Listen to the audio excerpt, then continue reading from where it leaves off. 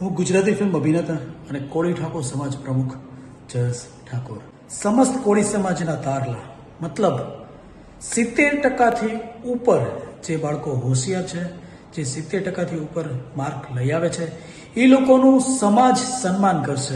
જે સ્ટુડન્ટ હોશિયાર છે અને તેમનું પરિવાર ફીસ નથી ભરી શકતા, તેના માટે ખાસ આ ટીમ ફાઇનાન્શિયલી પણ મદદ કરશે અને બાર પછી શું ભણવું તે પણ મદદ કરશે.